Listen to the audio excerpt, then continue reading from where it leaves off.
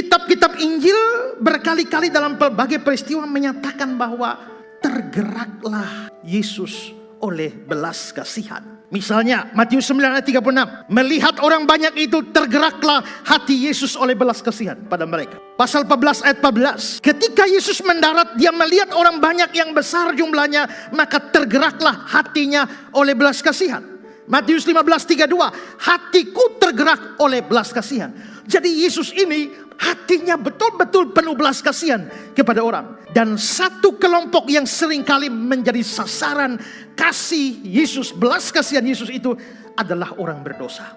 Yesus begitu mengasihi orang-orang berdosa, dan pada saat ahli Taurat orang Farisi mengucilkan mereka, Yesus selalu menerima mereka. Bahkan Yesus tinggal di rumah mereka, makan di rumah mereka. Dan ini yang mengakibatkan banyak protes dari ahli Taurat dan orang Farisi kepada Yesus. Ketika dia makan di rumah Matius atau Lewi, pemungut cukai itu. Perhatikan Matius 9 ayat 11.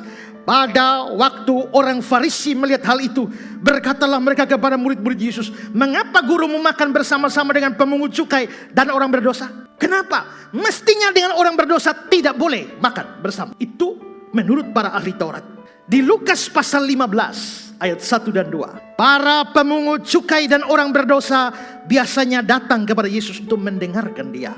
Maka bersungut-sungutlah orang Farisi dan ahli Taurat. Katanya dia menerima orang-orang berdosa dan makan bersama-sama dengan mereka. Sakeus, pemungut cukai juga, kepala bahkan, dia menyambut Yesus di rumahnya. Dan itu mendatangkan protes. Lukas 19 ayat 7. Tetapi semua orang yang melihat hal itu bersungut-sungut. Katanya dia menumpang di rumah orang berdosa. Jadi Yesus selalu menyambut orang berdosa, akrab dengan orang berdosa, makan dengan orang berdosa, tinggal di rumah orang berdosa.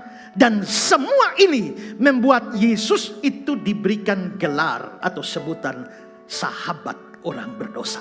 Lukas 7:34. Kemudian anak manusia datang, dia makan dan minum, dan kamu berkata, lihatlah dia seorang pelahap dan peminum, sahabat pemungut cukai dan orang berdosa. Yesus itu adalah friend of the sinner, sahabat dari orang berdosa.